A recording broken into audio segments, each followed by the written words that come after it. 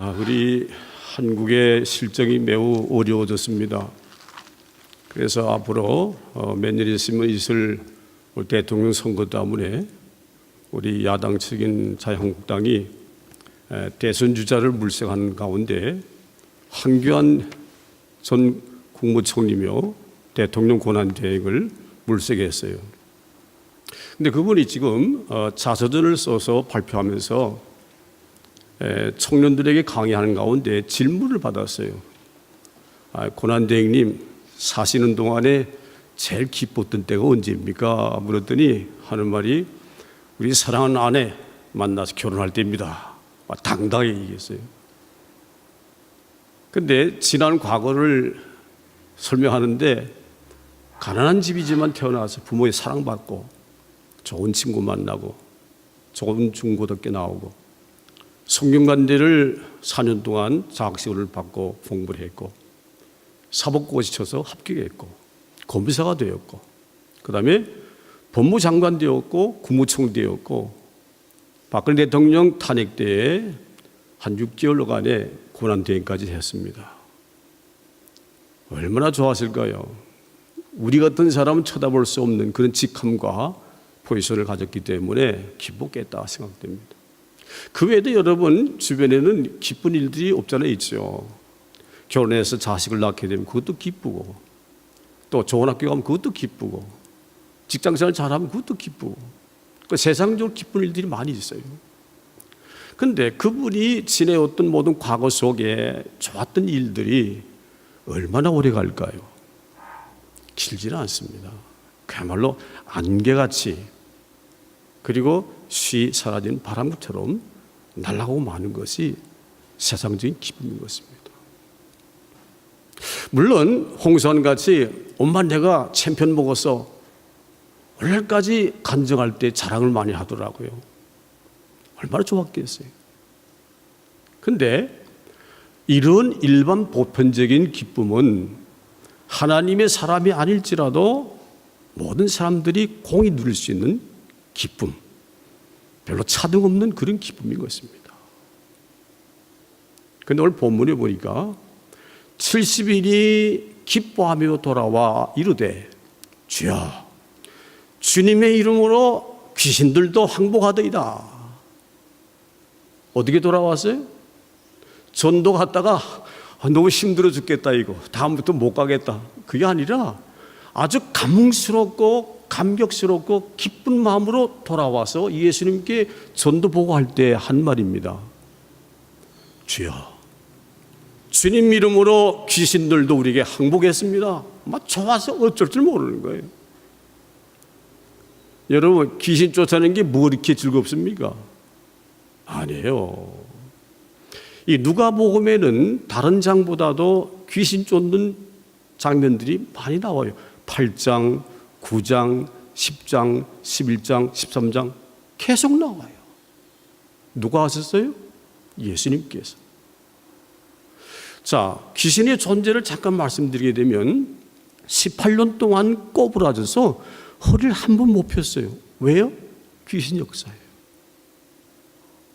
말을 잘하는 사람이 금방 말문이 막혔어요. 말을 못하는 거예요. 귀신이 한 짓이에요.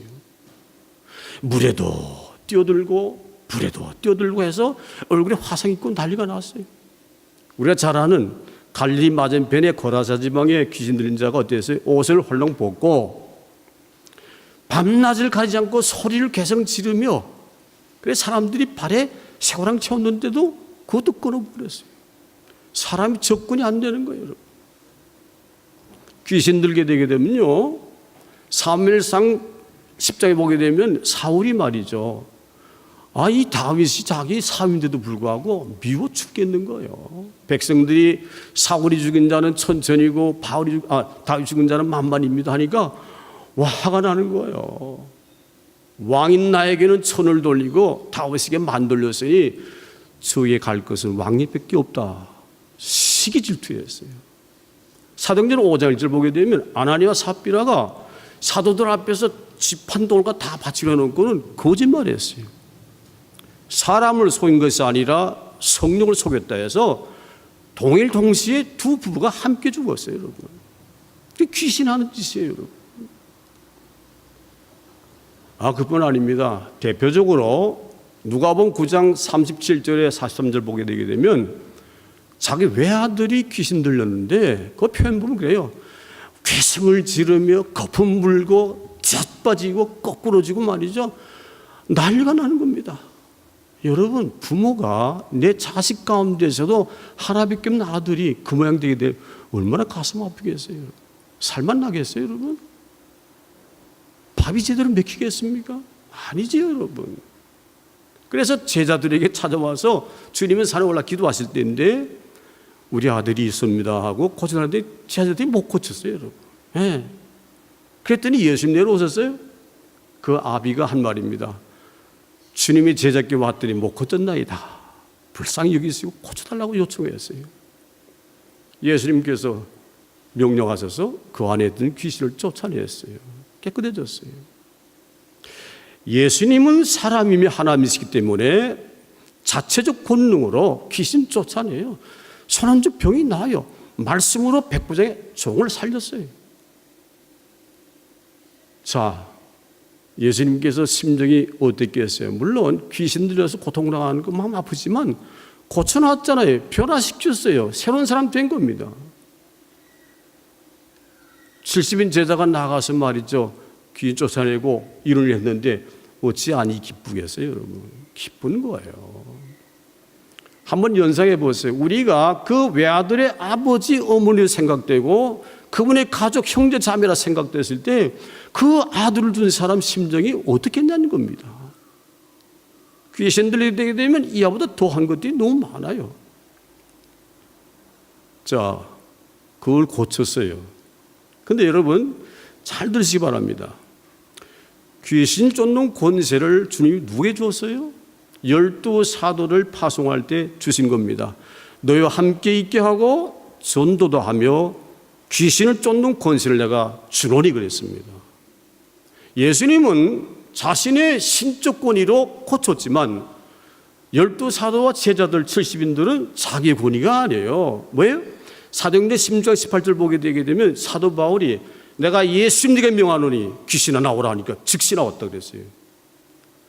우리 예수 믿는 자 가운데서 목회자 가운데 착각하는 분들이 있어요. 내가 하는 걸 생각, 그게 아니에요. 절대적인 권능 가치는 예수께 있는 거예요. 예수 이름으로 물러가라. 예수의 이름으로, 예수의 이름으로 마귀는 쫓긴다. 내 이름으로 하는 거 아니에요. 자, 70인들이 얼마나 기뻤겠어요. 야, 부모들이만 난리가 난 거예요. 그렇지 않겠어요? 춤을 동시에 췄을 거예요. 어쩔 줄 몰랐을 거예요. 하나님의 종들, 하나님 백성들은 이런 모습 속에 기쁨을 가져야 일반 세상적인 보편적 기쁨과 차원이 다른 거예요. 막 국무총리되고 고난댕되는 것은 세상적이에요. 하나님 백성 아닐지라도 될 수 있는 거지만 이 70인 제자가 누린 이 기쁨은 누구도 맛볼 수 없는 거예요. 여러분, 대통령 10명 모았다고 기 쫓습니까? 군사령관? 아니에요. 오로지 예수 이름으로 가능하다는 겁니다. 전 여러분께 간곡히 부탁합니다. 말씀 들을 때 그랬대. 예수님 능력으로 고쳤대. 12사도 고쳤대. 이거 내가 논하는 거 아닙니다. 여러분과 저에게도 이런 권능을 주셨으니 우리 주변에 발생된 모든 일들 가운데 귀신, 병든 자, 믿음은 병든 자를 고친다 그랬어요. 뱀을 집으며 세방을 말하며 무슨 독을 마실지라도 해를 끼치지 못할 뿐만 아니라 병든 자의 몸에 손은지 나음을 얻으리라고 그랬어요. 누가? 예수님이? 아니에요. 우리에게 줬다는 거예요. 우리에게. 원래 현대 교인들 가운데는 말씀을 우리의 삶 속에서 조금 내지는 도입하지 못하고 사는 분이 너무 많아요. 예? 성경에 나오는 인물들만 하는 걸 생각할 주님만 하는 걸 생각할 때 사도 바울만 아니에요. 12사도뿐만 아니라 70인 제자들 500명의 성도들 모두에게 주시는 거예요. 향후 여러분들 우리 주변에서 이런 발생이 되게 되면 믿음을 가지고 예수 이름으로 담대히 외쳐야 돼요. 너 안에 귀신 들어서 시기하는 이 귀신아 예수 이름으로 썩어라. 물러가겠어 하는 거겠어요. 물러가요. 그래서 이 70인들은 부모도 기쁘고 당사자도 기쁘고 그 일을 통해서 영광받으신 하나님 앞에 기쁘고 심령에 영혼의 새끼가 기쁨이 있었다는 겁니다. 이 기쁨을 맛볼 수 있기를 주님으로 축원합니다. 제가 한국에서 목회할 때 특별히 귀신 쫓는 걸 많이 했어요. 제 가족 가운데에서 귀신 사람 발생했으니까 어쩔 도리 없잖아요. 한 번도 경험 못했는데 이 말씀대로예요, 여러분. 말씀대로 머리에 손 얹고 기도한 거예요. 귀신들이 눌러가요, 여러분. 네. 언니가 말씀드렸죠? 제 누이 가운데는 신랑의 남편이 장로입니다. 부산진교회 장로인데 귀신 들어와서 뭐까지 하는 거 아니? 야, 너 지금 집안이 이 모양인데 그 원인은 딴 거 아니야. 네 남편 장로 있지? 그 존재 때문에 집안이 이 꼴이라고. 그러니 내 말 잘 들어. 지금 부엌에 가서 칼 그거 있잖아. 그거 가지고 네 방에 있는 서랍 몇 채 갖다 놓으라. 어떤 사람 그러면 에이 이거 저 목사님 저거 공갈 놈들 안 해요. 우리 가족 문제예요. 제 작은 누이 문제예요. 갖다 칼을 놓았어요. D-Day까지 정해줘요. 그 날짜는 이 시간이다. 그때 남편을 죽여야 된다. 아니면 너는 망한다. 아, 그러니까 그걸 그때 다 따라한 거예요. 근데 가만히 보니까 영적으로 바로 서지 못한 게 눈에 보여요. 내가 가서 장로한테 어깨 손 주면서 속으로는 나사렛 유명한 귀신을 물러가라 하고 장로님 요즘 뭐 생각이 좀 딴 데 있는 것 같아 라고 했는데 그때 탁 와서 말이죠. 전광 스코 같이 부딪히면서 마귀의 속기 생각나가지고 쫓아나간 거예요. 그렇게만 쫓는 게 아니에요. 저희 교회 그 사찰되는 분 장천일씨예요. 아, 이분은 말이죠. 정말 사찰 넣어서 최고예요. 자동차도 바짝바짝. 모든 게 다 깨끗하고 말이죠. 시간 철저하고. 아, 저는 그래서 놀랐어요. 야, 이런 분이 사찰이다. 그래서 서울서 어느 붕산 내려와서 부흥을 하는데 새벽 예배를 드리는데 문을 안 들어요. 문을 막 뜯었더니 그때 벌떡 일어났는데 그 겨울인데도 불구하고 말이죠. 흠뻑 땀이 젖은 거예요. 그래서 왜 그랬냐 그랬더니 목사님 잠을 자는데 막 집치만한 검은 그 거인이 와서 목을 막 조르더래요. 그거 막 실험하다가 문 뜯어 떼었다는 겁니다. 다음 날도 그랬어요. 그랬어요. 장준일 씨 잘 들으세요. 꿈속에서라도 그 문제가 다가오게 되면 입으로 더듬더도자 나사렛 예수 명하노니 이 귀신아 물러가라고 명령하라고 그랬어요. 근데 그분은 신앙이 별로 없었어요. 솔직히 일은 잘했어도 또 자는데 또 역시 똑같은 현상이 일어났어요. 그래서 그가 한 말이에요. 막 목을 조르니까 나사렛이 안 나오잖아요. 그래서 떠듬거려서 하라 그랬거든요. 그러니까 뭐 그렇게 했대요. 했더니 집채만한 그 귀신이 말이죠. 조금씩 줄어들더니 요만한 하얀 인형같이 되더래요. 이걸 발로 차면 그냥 뭐 죽을 것 같은. 예. 근데 이 얘기를 놀아보니까 자기 신세를 한탄한 거예요. 낙심한 거예요. 야, 부흥사 목사는 와서 말이 막 외치니까 말이 막 밥상에 아주 하자고 말이지. 비행기 타고 자기는 이게 뭐냐? 이분은 난 놓고 기억자도 모르는 사람이에요. 안 배웠기 때문에. 그래서 하루는 올라가는데 또 다시 그래서 불렀어요. 그래서 여러 사람 앞에서 나 눈 똑바로 보라고. 똑바로 보라고. 똑바로 보라고. 자꾸 그래요. 딴 거 없어요, 여러분. 제가 완력으로 언성으로 그 됩니까? 손을 기도했어요. 그랬더니 뭐란가 목사님이 저 산에서 지금 누가 내 부릅니다. 가야 됩니다. 그래. 가긴 뭘 가? 가만있어라. 예수를 물러가라고. 그렇게 고발내던 자가 머리 손을 얹고 예수 이름만 하니까 부들부들 떠는 거예요. 떨면서 말이죠. 예? 막 코가 그냥 딸같이 새빨개지고 말이에요. 앞에서 냄새나는데 막 짝치가 나고 말이에요. 옆에 있지 못할 정도로 한다래요. 뭐 예수가. 저 혼자만이 아니에요. 여러 사람 보는 가운데서 귀신이 더 이상 못 이겠다. 나갔어요. 너무 간단하게 해서 좀 실감 안 될지 모르겠지만 그런데 중요한 거는 귀신 나가고 난 다음에 하루 교회를 왔더니 뭘 읽어요, 이렇게. 성경책을 막 읽는 거예요. 그게 무슨 예레미야 몇 장, 3장, 1절 보니까 다 맞아요. 귀신 들어와 역사하다가 성령 역사에서 축출되고 나니까 한 번도 보지 못한 성경책. 읽어보시면 성경책을 줄줄줄 다 읽는 거예요. 할렐루야. 여러분, 우리가 이 문제를 해석하기 위해서는 사도행전 5장 가게 되면 마가 요한복 다락방에서 오순절 성령 임한 거 있잖아요. 그때 방언했잖아요. 메대인, 바데인, 아라비안인, 또는 엘람인들, 그다음 구레네 사람들, 애굽 사람들, 아라비아 사람들, 모든 각 나라 사람들의 말들을 다 하는 거예요. 제자들이. 그거 배웠어요? 배워본 적이 없어요, 여러분. 성령 역사하니까 한 번도 듣지 못했던, 경험하지 못한 언어를 줄줄 외우는 거예요, 여러분. 이게 역사예요. 그때 하나님의 사랑하는 자들이 뭐라 했어요? 야, 저놈들 말이 낮에 술 취했다. 그랬어요. 조롱했다는 겁니다. 혹시 이 순간에도, 야, 난도 기억자도 모르는 사람이 뭐 귀신 나갔다고 뭐 성경책 읽어? 그럴 사람도 있겠죠. 아닙니다. 하나님의 역사는 얼마든지 가능한 것인 것입니다. 네. 그러니 저도 기뻤죠. 글도 모르는 사람 성경책 보게 되면 얼마나 기뻐요, 여러분. 새 사람 대신 기쁘지 않습니까? 예. 그러더니 예수님께서 다음에 그렇게 말씀합니다.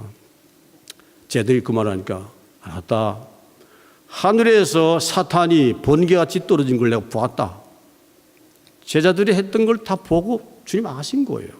그러면 하신 말씀이, 내가 너에게 뱀과 전갈을 밟으며 원수의 모든 능력을 가진 자들을 제할 수 있는 권능을 주었으니 너희를 해칠 자가 결코 없을 것이다. 그런 표현했어요. 그러나 마지막 20절에는 그러나 너희가 귀신들이 너에게 복종하는 걸 통해서 기뻐하지 말고 너의 이름이 하늘나라에 기록된 것을 위해서 기뻐하라 그랬어요. 여러분 한번 물어봅시다. 우리 신앙생활 하면서 야, 저 천국, 화려한 천국, 나 예수 그 앞에 갈 거야. 생명 다하게 되면 부르시면 그걸 갈 거야. 그런 환희 속에 사는 분이 계세요? 쉽지 않습니다. 네. 잘 들으세요. 저는 우리 막내딸도 요즘에 물었어요. 우리 저 사돈이 세상들집인데, 야, 너 구원의 확신이 있니? 아빠 왜 그래요? 그래. 천당 갈 자신 있어요. 아빠 왜 그래요? 그렇게 묻더라고요. 네. 따지고 보면은 우리가 사는 생애 속에 1차원적이고 보편 일반적인 기쁨은 너무 좋아하지만 하나님이 허락하신 말이죠. 너희 이름이 하늘나라 생명책 기록된 거, 그걸 기뻐하라는 겁니다. 기뻐하지 않고 살아요, 여러분. 네. 이거 잘못된 겁니다. 기뻐해야 됩니다. 캔버라서 저 전도하는데 어느 할머님이 개대로 오는데 말이지, 뭐 찬송소리가 들려. 딱 들어보니까 하나님의 나팔 소리 천지진노. 나 같이 불렀어요. 그럼 내가 주니까 나 이미 예수 믿는다. 기뻐서 어떨 줄 몰라요. 그 집사람이 얘기했더니 자기 만나가지고 자기가 불렀대, 그거를. 그랬더니 그 사람도 같이 하더래. 여러분, 안 믿는 자가 그 부릅니까? 아니잖아요. 하나님의 나팔 소리 천지진노. 여러분, 하늘이 있는 자들이 이런 기쁨 없이 되겠습니까? 이런 기대 소망 없이 되겠어요? 물론 귀신 쫓아다녀서 그 집안을 살리고 영혼을 구원하고 본인도 부모에 되고 새로운 기쁨 준 거 기쁘지만 그것보다도 더 기뻐하는 것은 뭐냐? 하늘나라 생명적인 이름 기록된 것을 기뻐하라고 주님 말씀하신 것입니다. 나는 그 하영조 목사님 그 글 생각이 나는데 뭔가니, 그분이 가난한 집에서 살았어요. 동출에서. 나중에 그 돈 많은 사람 만나가지고 부자가 됐긴 했지만 연예인 교회를 하신 분 아니겠어요? 근데 그분이 미국에 가서 유학할 때 아주 콧구멍하는 방에 살았던가 봐요. 쥐들도 왔다 말이죠. 형편없는데.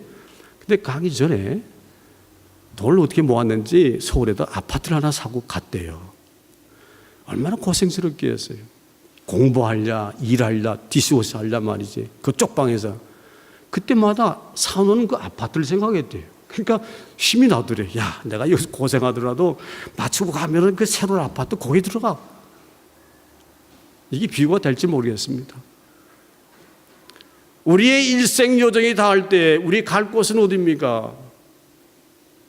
마귀가 권세 잡고 있는 수월 지옥이 아니라 천국입니다. 그 말하는 게 지금 예수님께서. 기뻐할 건 많이 있겠지만 정말 기쁨은 딴 거 아니다. 네 하나님 앞에 가는 거, 내 얼굴 보는 거, 그 천상의 기쁨을 가지라는 얘기죠.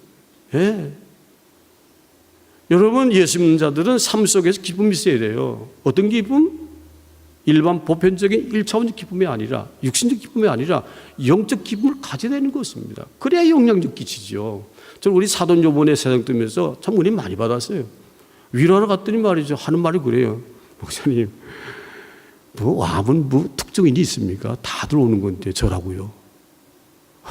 병원에서 의사가 간혹 놀래더래요.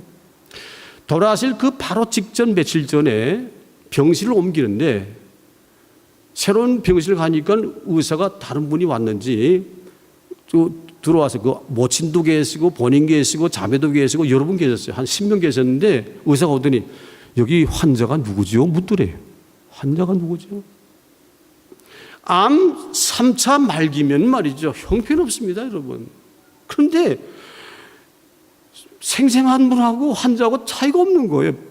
차등이 없으니까 의사가 이 가운데 환자가 누구예요? 묻더래요.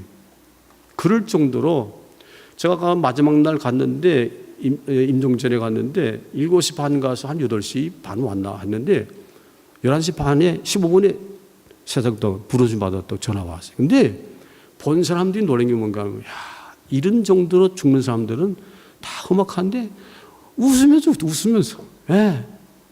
장례식에도 그 얘기 하더라고요. 웃는 모습으로 화장을 했대요.